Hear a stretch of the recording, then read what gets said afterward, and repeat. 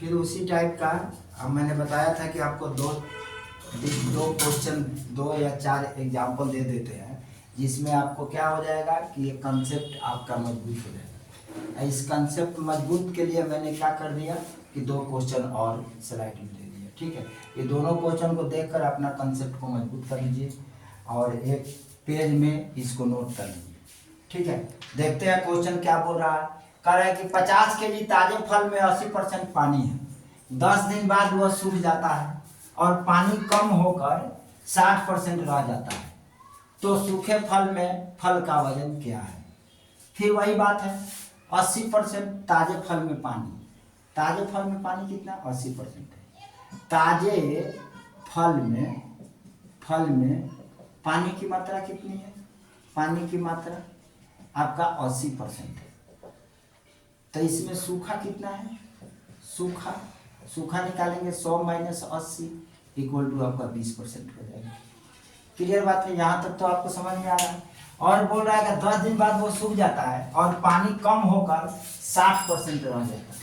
और 10 दिन बाद सूखने के बाद पानी, तो सूखा हुआ फल में पानी, सूखा हुआ फल में पानी की मात्रा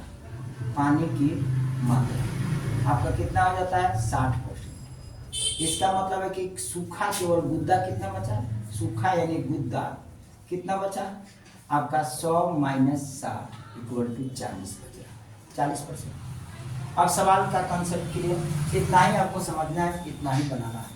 इसके बाद में तो आपको इजी हो गया। कैसे इजी हो गया, 50 केजी फल है तो 50, इसमें सूखा कितना है 20%। अब बराबर यहाँ सूखे फल का वजन मान लेते हैं x, सूखे फल का वजन मान लिया क्या x, x में सूखा कितना है तो 40%, तो 40%। परसेंट से परसेंट को काट दीजिए, अब 20 दूना 40 काट दीजिए, 2 से 25 दूना 50, यानी आपका 25 इक्वल टू x, यानी सूखा फल कितना केजी बचा, तो x बराबर 25 केजी आपका सूखा फल बचा। सूखा फल का वजन, फल का वजन यही आपका क्या हो जाएगा, आंसर हो जाएगा। ये आपका आंसर है। That's all. नेक्स्ट क्वेश्चन को देखते हैं। फिर 200 केजी ताजे फल में 60% पानी है, कुछ दिन बाद यह सूख कर उसमें पानी की मात्रा 40% हो जाता है, तो सूखे फल का वजन क्या है। तो सूखे फल का वजन क्या है, करा 20 केजी ताजे फल में 40% क्या है पानी है, कुछ दिन बाद यह सूख कर उसमें पानी की मात्रा 40% हो जाता है, तो सूखे फल का वजन क्या है। फिर इसी में निकालेंगे 40%, 60% को ढूंढेंगे। 60% पानी है, तो ताजे फल में पानी की मात्रा कितना है, ताजे फल में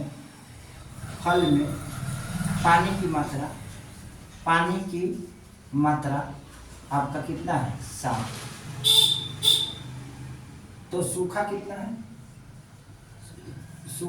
है, आपका 100 माइनस 60 इक्वल टू 40%।